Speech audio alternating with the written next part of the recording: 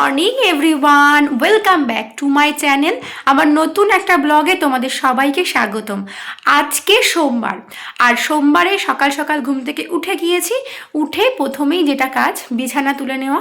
তো বিছানা তোলা কমপ্লিট। দেখো এখনও আমার এই বিছানা ঝাড়ার ঝাড়ুটাও রয়েছে পাশে, তো বিছানা ঝাড়াও কমপ্লিট। এখন ছেলে স্নান করতে গেছে। ও সকালে ঘুম থেকে উঠেই আমি বেশিরভাগ দিন গরম জলে ওকে স্নান করিয়ে দিই, কারণ বেশি বেলা হলে স্নান করতেও খুব কষ্ট হয়। তো ওকে স্নান করাবো, তারপর ঢুকে যাব রান্নাঘরে। ওকে একটু হালকা খাবার দিয়ে চলে যাব, হালকা খাবার দিয়ে চলে যাব রান্নাঘরে। তাহলে চলো আজকে সারাদিনটা তোমাদের সঙ্গে শুরু করা যায়, আর পুরো দিনটাই কিন্তু তোমাদের সঙ্গে শেয়ার করব। চলো। মিশো থেকে এক্ষুনি এই পার্সেলটা আসলো। আমি অর্ডার করেছিলাম একটা শীতেরই একটা ড্রেস অর্ডার করেছিলাম। দেখো অলরেডি চলে এসেছিলো 1 তারিখে, মানে 1 জানুয়ারির ইয়ে ছিল, ডেলিভারি ডেট ছিল, কিন্তু আজকে 29 তারিখেই চলে এসছে। 2 দিন আগেই চলে আসলো, 2-3 দিন আগেই চলে আসলো।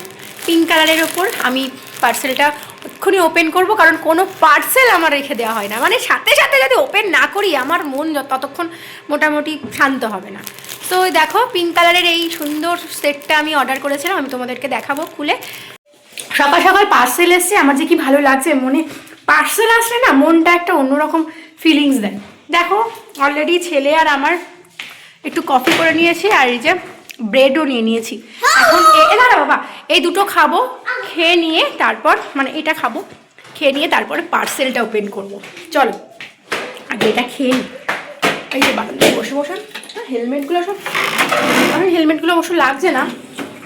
3 জনের 3টে হেলমেট দেখো, আর যে মাঝখানে এদিকে আমি, এদিকে ওর বাবা, 3 জনের মাথা। এটা আমি, এটা বাবা, এটা বাবা, আমরা 3 জন এখানে। যাই হোক, এখন পার্সেলটা ওপেন করতে হবে। খুব এক্সাইটেড আমি, ভীষণ রকমের এক্সাইটেড। আমার ক্ষেত্রে আমি যে এক্সাইটেড সে কি বলবো। চলো আগে কফিটা খেয়ে নিই, জমিয়ে গরম গরম কফি খেয়ে নিই। হ্যাঁ বাবা বলো। একদম ফুল কোট। আর জানা এই সোয়েটারটা আগের স্কুলের সোয়েটার। হ্যাঁ, তো আগের স্কুলে তো এখন আর পরে না, মানে জুনিয়র দিল্লি স্কুলের সোয়েটার। মানে মেন কথাটা আমার স্কুলই ছিল, তো এখন যেহেতু বড় স্কুলে চলে গেছে, এই সোয়েটারটার কোনো কাজে লাগে না, আমি বাড়িতেই পরিয়ে দিই ওকে। এটা তোমার, এটা আমার, ঠিক আছে? আমার টাকাটা এটা তোমার, চুবিয়ে চুবিয়ে খাও। চাপ চাপ চাপ চাপ চাপ চাপ চাপ চাপ চাপ।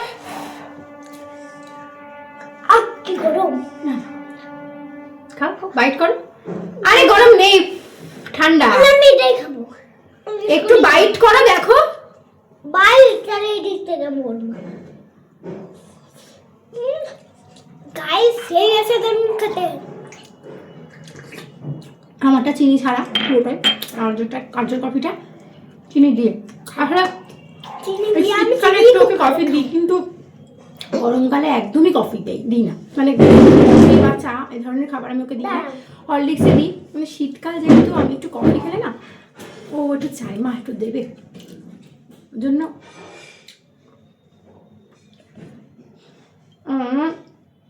সকালবেলায় পাউরুটি দিয়ে কফি বলো, চা বলো, এত ভালো লাগে। আমার দেখো বিস্কুটের কত নিয়ে এসেছি। এই বিস্কুটের কোটোটা ও নিয়ে আসে, মানে 1-2 দিনে সব বিস্কুট শেষ।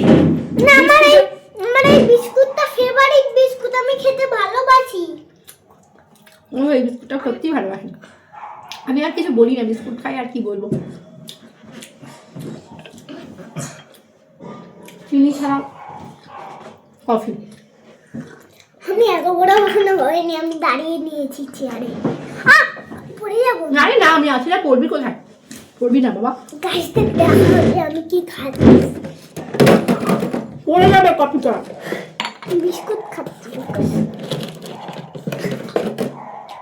একদিনে সব বিস্কুট শেষ কর। কফি খা, শান্তি। কফি খা। এই কফি কিন্তু আমি খাবো না, চিনি দেয়া। খাও তুমি খাও। তো বন্ধুরা, একটু আগে মিশো থেকে যে পার্সেলটা এসছে, এই পার্সেলটা এখন আনবক্সিং করব। চলো, যতক্ষণ না আমি এই পার্সেলটা আনবক্সিং করব ততক্ষণ আমার শান্তি নেই। মানে ততক্ষণ মনে হবে আমি খেয়েও শান্তি পাচ্ছি না, ঘুমিয়েও শান্তি পাচ্ছি না। তো চলো দেখি এটাকে আগে কাট করি। লা লা লা লা লা লা লা লা লা লা লা লা লা লা। পিঙ্ক কালার আমার খুব খুব খুব ফেভারিট কালার, আর সেই জন্য এটা একটা সেট, জানি না কেমন এসছে, ভীষণ এক্সাইটেড। আর এই শীতকালে না অনেক রকম থাকে, পিকনিক থাকে, পার্টি থাকে, তো শীতকালের জন্য এই ড্রেসগুলো না খুব ভালো। এই দেখো, এটা ওপরেরটা আমি জানি না আমার গায়ে হবে কি না, এখন আমি বুঝতে পারছি না। এইটা ওপরটা আমি এক্সেলটা নিয়েছি, মিশোর জিনিস না আমার এল লাগে বেসিক্যালি, কিন্তু যেহেতু মিশো ওই জন্য আমি এক্সেল নিই, মানে মিশো থেকে কিছু নিলে আমি এক সাইজ করে বড় নিই। আমার এল লাগে, এলে আমার হয়ে যায়, কিন্তু এক্সেলটা আমি নিই, কারণ মিশোর জিনিস আমি দেখেছি এক সাইজ বড় নিলে ভালো হয়, সুবিধে হয়। তো এই হচ্ছে ফুল হাতা, এই হচ্ছে ব্যাপারটা, এই যে ড্রেসের পুরো ব্যাপারটা এটা, জানি না কতটা বোঝা যাচ্ছে। এই যে নিচের পোর্শনটা এরকম আছে, এই যে কাট করা আছে খানিকটা, এখানটায় খানিকটা কাট করা আছে, এই দেখো। আর এই যে পুরো ফুল স্লিভস, আর এই ঘাড়ের এখানটায় সুন্দর একটা পাপ আছে, এই পাপটার জন্য অসাধারণ লাগলো, মানে রিভিউতে আমি দেখেছিলাম এই পাপটাতে এত ভালো লাগছিলো সবাইকে পরে। আর এটা হচ্ছে প্যান্টটা, এটার প্যান্টটা জানি না আমার হবে কিনা, দেখো দেখা যাচ্ছে কিনা আমি জানি না। এই যে পুরো প্যান্টটা, এই যে পুরোটা pink colour, pink hot pink একদম। আর পিঙ্ক কালারটা যেহেতু আমার খুব পছন্দের আমি এটাই নিয়েছি, এখানে অনেকগুলো করবে, 3-4টে কালার অপশান ছিল, আমি পিঙ্কটাই নিয়েছি। চলো দেখি এবার একটু পরে আসি, ট্রায়াল দিয়ে আসি। যতক্ষণ ট্রায়াল না দিচ্ছি ততক্ষণ আমার বললাম ঘুমোলে ঘুম হবে না, খেলে ভাত হজম হবে না। চলো। তো বন্ধুরা দেখো, এই যে বলেছিলাম তোমাদের আমি এক সাইজ করে বড় নিই, দেখো বড় নিয়ে আমার এটা এত হয়ে গেছে, আমার এল লাগে বেসিক্যালি, কিন্তু সাইজটা মনে হচ্ছে একটু বড় হয়েছে, এটা এল হলে ভালো হতো। তবে আমি একটু ঢলা পরতেই ভালোবাসি, মানে খুব বেশি টাইট। কি খাচ্ছে বাবা? অ্যাপেল খাচ্ছে আমার বাবা। দেখো তোমাদেরকে দেখাই, এই দেখো ব্যাপারটা হলো এই এসছে, কিন্তু হাতের এখানটা এতটা ঢলা এসছে, এই যে এই জায়গাটা যদি আমি একটু দর্জির কাছ থেকে করে নিই তাহলেও হয়তো দেখছি, ইচ্ছা আছে আর না চেঞ্জ করার। খুব সুন্দর এসছে, মানে আমার ভীষণ পছন্দ হয়েছে আউটফিটটা। মানে সামনে পিকনিক আছে, প্রচুর প্রোগ্রাম আছে, সব কিছুর জন্য এটা একদম পারফেক্ট। আচ্ছা তোমরা জানিও তো কেমন লাগছে আউটফিটটা, খুব সুন্দর লাগছে কিন্তু। ট্যান্টানা! আর পিঙ্ক কালার যেহেতু আমার খুব ফেভারিট কালার, তার জন্য মোটামুটি এইটা খুবই সুন্দর, মানে আমার জন্য বিশেষ করে ভীষণ সুন্দর, দারুণ। তবে হাতটা নিয়ে আমি একটু কনফিউজ হয়, যদি চেঞ্জ করি তবুও আমি এটা এলটাই নেব, মানে এই কালারটাই এই সাইজ ছাড়ে শুধু এলটা নেব, এটা এক্সেল এসছে, এলটা নেব। দেখো এই যে এসছে বিষয়টা, গলাটা এরকম একটা ভি টাইপের নেকে আসছে, আর হাতের এখানটায় এই জিনিসটা খুব সুন্দর লাগছে। যদি এটা একটু টাইট ফিট হতো তাহলে কিন্তু ওটা পুরোটা বোঝা যেত। দেখো পুরো পিঙ্কে আসছে, অসাধারণ, মানে আমার এত পছন্দ হয়েছে, অসাধারণ লাগছে, আমার তো খুব পছন্দ হয়েছে। দাঁড়াও আমি একটু ব্যাগটাও দেখিয়ে দিই তোমাদের। দেখো আয়না দিয়ে আমি ব্যাগটাও দেখাচ্ছি। দেখো এই যে লেন্থটাও খুব সুন্দর, অনেকটা লেন্থে আছে, দেখেছো? দেখো তো বন্ধুরা কেমন লাগলো আমার এই আউটফিটটা, তোমরা কিন্তু অবশ্যই জানিও। আজকে দেখো বাইরে এত মানে একদম রোদের কোনো দেখাই নেই, দেখো কি অবস্থা, বেলা গড়িয়ে দুপুর হয়ে গেছে, কিছুক্ষণ পর দুপুর গড়িয়ে বিকেল হয়ে যাবে, রোদের কোনো দেখা নেই। আর শুধু রোদের দেখা নেই না, আজকে আমার বাড়ির হেল্পিং হ্যান্ডেরও দেখা নেই, সুতরাং সমস্ত কাজ আজকে আমার নিজের হাতেই করতে হবে। দেখো ছিটিয়ে রয়েছে একদিন, দেখো কি অবস্থা, বাড়ির মহিলারা বাড়িতে না থাকলে যা অবস্থা হয়। আর কাঁচার জিনিস দেখবে, এক গামলা কাঁচা, পুরো এই গামলা ভর্তি রয়েছে সব কাঁচার জিনিস, যেগুলো পড়ে গেছিলাম সেগুলো আছে। আর মানে বাড়িতে ছোট বাচ্চা থাকলে তো কাঁচার জিনিসের অন্ত থাকে না জানোই। তারপরে ওর বাবার জিনিসপত্র আছে, ওর বাবা আবার একবেলার জিনিস আর একবেলা পড়ে না, একবেলা মানে পরে সেটা খুলে রেখে দেবে, আবার নেক্সট বেলায় অন্য কিছু পরবে। এটা ওর অভ্যাস আর কি, বরাবরই অভ্যাস, যেটা আমি বিয়ের পর থেকেই দেখে এসেছি। সুতরাং এই সবটা আমাকেই করতে হবে। আর কাচাকুচোটা আজকে আর করবো না, কারণ রোদের একদম তাপ নেই, মানে রোদই ওঠেনি আজকে, সেই জন্য কাচাকুচিটা আজকে বাদ দেবো, আগামীকাল দেখবো করবো। তবে আজকে করলে কিছুটা ভালো হতো, কারণ হাতে অনেক কিছু কাচতে হবে, কিছু ওয়াশিং মেশিনে, কিছু হাতে, অনেকগুলোই হাতে কাচা আছে। যাই হোক, সেগুলো আজকে আর হবে না। এখন যেহেতু আমার ম্যাডাম মানে আমার হেল্পিং হ্যান্ড আসেননি, ওই জন্য সব কাজ একাই করতে হবে। আপাতত ঘরগুলো ঝাড় দেবো, তারপরে মোছা আছে, সবটাই নিজেকে করতে হবে। চলো তাড়াতাড়ি করে কাজগুলো শেষ করি।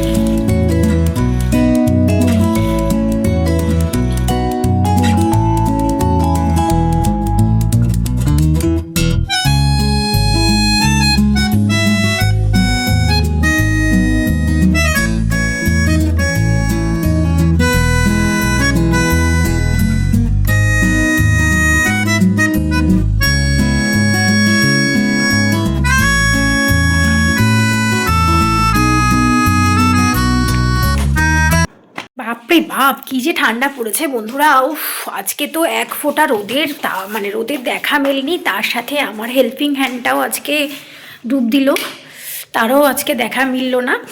সাথে আজকে আবার আর্যর বাবার আছে নাইট ডিউটি, সে দুপুরবেলা 2টোর মধ্যে বাড়ি চলে এসেছিলো। তারপরে আজকে যেহেতু সব কাজ করতে হয়েছে নিজেকেই, তাই জন্য রান্না বান্নার খুব একটা চাপে যায়নি। আজকে মোটামুটি সিদ্ধ সাদ্ধা ভাত টাত খেয়েছি, ডিম সিদ্ধ, আলু সিদ্ধ, একটু ফেনা ফেনা ভাত, একটু ঘি, তার সাথে লবণ, অমৃত লাগে, মানে শীতের দুপুরে এত ভালো লাগে না ধোয়া ওঠা এই ভাতটা, এটাই খেয়েছি দুপুরবেলা। কাজ টাজ কমপ্লিট করবার, আর তিনি তো 2টোর মধ্যে এসে হাজির, তার মধ্যে ছেলেকে খাওয়ানো, নিজেদের স্নান টান করে পুজো দেওয়া, সব কিছুই ছিল, সবটা কমপ্লিট করেছি। তারপরে একটু শুয়েছিলাম। এখন বাজে ওই কটা বাজে বলি, ওই 5টার মতো, 5টা বাজেনি, 4:30 মতো বাজে। আমার ঘড়িটা অনেকটা ফাস্ট করে রাখা, কারণ সকালে যেহেতু ট্রেন ধরতে হয়। তো এখন আমি একটু বানিয়ে নেব ফুলকপি দিয়ে আলু দিয়ে তরকারি আর রুটি। এই হচ্ছে তিনি নিয়ে যাবেন নাইট ডিউটিতে। ডিউটি থাকলে মোটামুটি রুটিটাই হয়, আর তাছাড়া অন্যদিন ভাতটাই বেশি প্রেফার করে। তবে শীতকালে একটু ভাতটা অ্যাভয়েড করার চেষ্টা করি, যতটা পারি রুটিই করি। তো এখন ওর বাবা রাত্রি নাইট ডিউটি বলে যে দেখাই,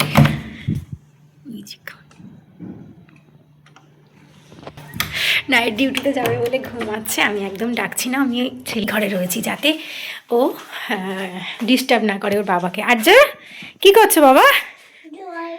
ড্রয়িং। একটা হাই করো, বন্ধুদের বলো কেমন আছো তোমরা।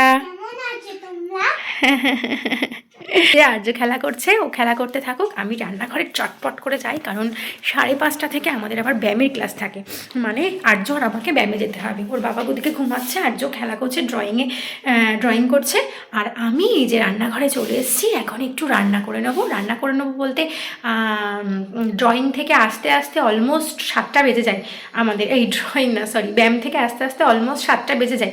তাই জন্য এখন আমি ফুলকপি আলুর তরকারিটা করে গেলে তাহলে বাড়ি এসে ঝপাঝপ করে ওর বাবাকে কটা রুটি করে দিতে পারবো। ব্যাস, চলো কথা বেশি বলে লাভ নেই বন্ধুরা, ঝপাঝপ করে কাজটা করে ফেলি। আলু ফুলকপি তরকারি করব বলে এই যে আলু ফুলকপি নিয়ে বসে পড়েছি। আর আমি না মাটিতে বসে কাটতেই বেশি পছন্দ করি, মানে আমার ভালো লাগে, ভালো হয়। ছুরিতে না আমি কাটতে পারি না, খুব একটা কমফোর্ট নই আমি। বেশ এই আলু মানে নিচে বসে এইভাবে কাটতে আমার খুব সুবিধে হয়। আলু ফুলকপি তরকারি হবে, তাই এই যে কেটে ফেলি আগে ফুলকপিগুলো। বাবা এখানে ঠান্ডা, ঘরে যাও না, খুবই ঠান্ডা। তোমার যেমন ঠান্ডাতে বসতে ভালো লাগে তেমন আমারও। আমি তো বড় হয়ে গেছি, তুমি ছোট মানুষ না। আমি এখন ছোট মানুষ নেই। আর জয়ী আমার পাশে বসে বসে এই যে করছে।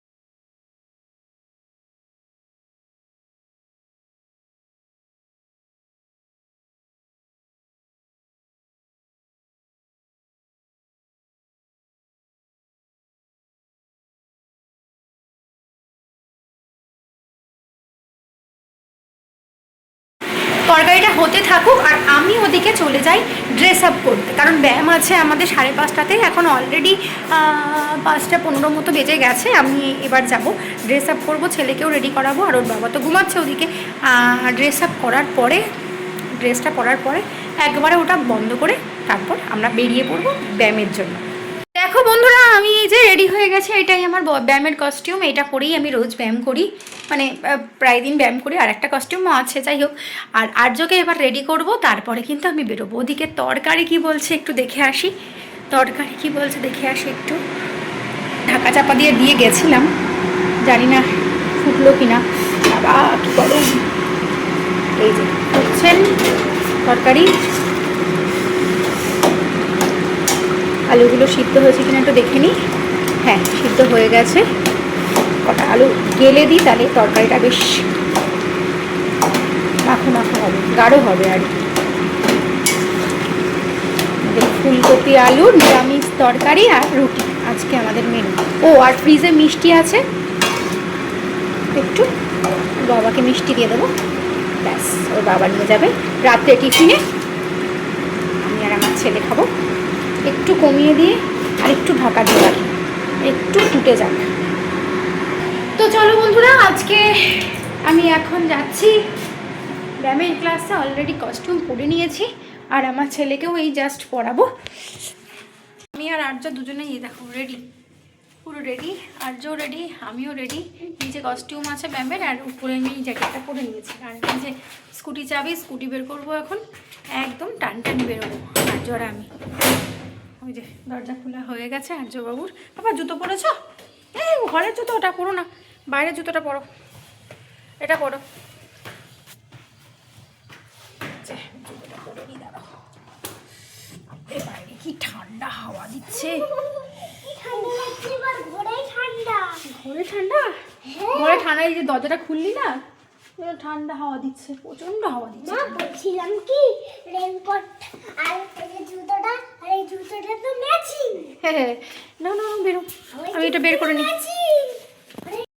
আমরা চলে এসেছি ব্যায়ামের ক্লাসে। এসেই কিন্তু আর্যবাবু ব্যায়াম শুরু করে দিয়েছেন। স্যার এত সুন্দর করে নিজে হাতে ধরে ওদের শেখায়, যাতে সমস্ত বাচ্চাগুলো, মানে প্রত্যেকটা বাচ্চা একদম নিখুঁতভাবে শেখে। প্রত্যেকটা স্টেপ কিন্তু স্যার ধরে ধরে শেখায়। শুধু বাচ্চাদের বলে নয়, আমাদের বড়দেরও কিন্তু স্যার খুব সুন্দরভাবে হাতে ধরে ধরে শেখায়। দেখো আর্য যেগুলো ভুল করছে সেগুলোকে কিন্তু স্যার বলে দিচ্ছে এবং হাতে ধরে ধরে শেখাচ্ছে। সাথে সাথে কিন্তু যে বয়সের সাথে যে ব্যায়ামগুলো করা দরকার বা উচিত, সেগুলোই কিন্তু স্যার করান। প্রত্যেকটা বয়সের সঙ্গে সঙ্গে কিন্তু ব্যায়াম এক একটা বয়সে এক এক রকমের হয়। সুতরাং বাচ্চাগুলো যারা 5 বছর এখনও হয়নি, মানে আমার বাচ্চার যেমন এখনও 5 বছর হয়নি, তা সে কিন্তু অনেকগুলো আসন করতে পারে না। ঠিক সেইভাবেই কিন্তু স্যার প্রশিক্ষণ দেন। আবার আমরা যারা মায়েরা আছি, যারা মানে গৃহবধূ, বাড়ির গৃহবধূ, তারাও দিন শেষে সমস্ত কাজ করে তারপর স্যারের কাছে আমরা ব্যায়াম শিখতে যাই। স্যার কিন্তু সেটাও সেইভাবে বুঝে শুনে আমাদের ব্যায়াম দেন। সুতরাং প্রত্যেকটা মানুষকে, প্রত্যেকটা মহিলাকে সেই রকমভাবে যার শরীরে যেটা যায় সেভাবেই কিন্তু স্যার আমাদেরকে শেখান।